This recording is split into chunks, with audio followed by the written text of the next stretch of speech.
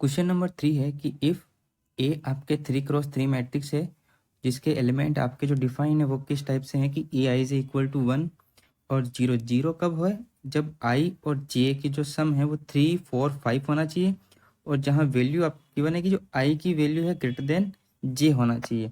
ये जो ए आई जो डिफाइन है ना इसको अच्छे से समझना है।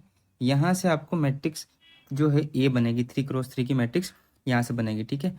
और क्या दे रखा है कि ए की पावर एन आपके मैट्रिक्स है जो कि पी आई जे जिसके एलिमेंट पी आई जे है और 3x3 की मैट्रिक्स है।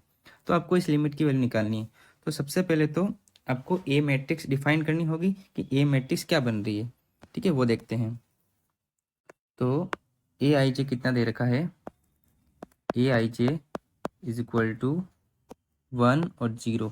0 कब है जब आई प्लस जे का जो सम है वो 3 4 5 होना चाहिए और साथ में कंडीशन है कि जो आई की वैल्यू है ग्रेटर देन जे हो तब, अदरवाइज इसकी वैल्यू कितनी हो जाएगी, 1 हो जाएगी, ठीक है। तो कंसीडर करते हैं हमारे पास एक मैट्रिक्स है A11 A12 A13 A21 A22 23 A31 A32 और A33।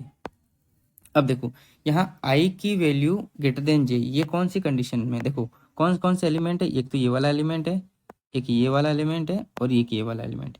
इन सब में आई की वैल्यू ग्रेटर देन जे है तो इनका सम भी देखो 2 + 1 3 आ रहा है, यहाँ 4 आ रहा है, यहाँ 5 आ रहा है। मतलब ये तीनों जो वैल्यू है इन तीनों की 0 होगी, बाकी सबकी कितनी होगी, 1 होगी। तो यहाँ से जो हमारे पास मैट्रिक्स आएगी बन के वो कितनी आएगी, 1 1 1 0 1 1 0 0 एंड 1। यहाँ तक चीज समझ में आ गई। हमको जो एलिमेंट दे रखे थे वहां से हमने एक मैट्रिक्स बनाई, ठीक है। अब हमको निकालना है ए की पावर एन निकालना है। तो सबसे पहले बेसिक्स निकालते हैं, ए स्क्वायर ए क्यूब, वहां से पैटर्न मालूम चलेगा, फिर ए की पावर एन आप फाइंड कर सकते हो। तो ए स्क्वायर कितना आएगा, ए डॉट ए, इन दोनों को मल्टीप्लाई करते हैं तो 1 1 1 0 1 1 0 0 1 1 1 1 0 1 1 एंड 0 0 1, ठीक है। इनको देखो मल्टीप्लाई करो तो मल्टीप्लाई करने पर कितना आएगा, ये आ गया 1, ये आएगा 1 + 1 2, यहाँ 3, यहाँ 0, यहाँ 1, यहाँ 2, यहाँ 0 0 एंड 1, ठीक है। ये आपकी वैल्यू कितनी आ गई, ए स्क्वायर की। अब हम निकालते हैं ए क्यूब। ए क्यूब की वैल्यू कितनी होगी, ए स्क्वायर डॉट ए, तो यहाँ हो जाएगा 1 2 3 0 1 2 0 0 1, ठीक है। मल्टीप्लाई में ए यानी 1 1 1 0 1 1 0 0 1। अब इसको मल्टीप्लाई करने पे देखो कितना आ रहा है, यह आएगा 1, यह आएगा 3, यह आएगा 6, यह आएगा 0 1 3, ये 0 0 1। अगर आप ध्यान से देखो ना, मैं ए क्यूब को ये लिख सकता हूँ, देखो 1 3 1 + 2 + 3, ठीक है। यहाँ तक 0 1, यहाँ 3, यहाँ 0 0 1।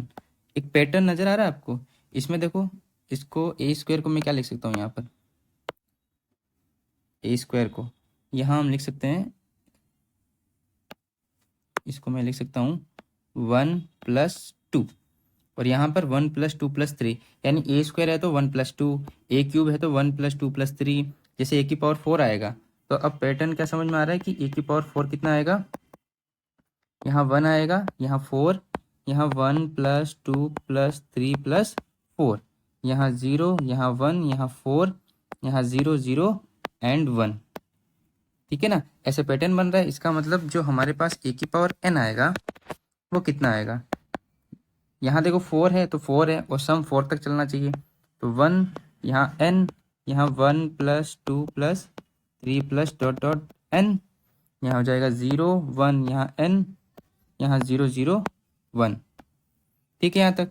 तो ए की पावर एन कितना हो गया, ए की पावर एन मैट्रिक्स हमारे पास बन के आई 1 एन, सम कितना होता है n × n + 1 डिवाइडेड बाई 2, 0 1, यहाँ n 0 0 1।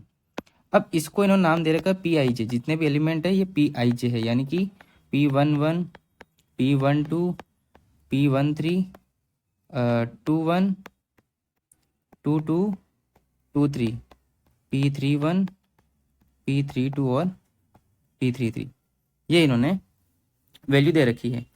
और अब आपको लिमिट पूछिए, कौन सी लिमिट, कि limit n tends to infinite 2/n² summation of i plus j is equal to 4 p of I J, है ना। तो सबसे पहले p ऑफ आई जे निकालते हैं।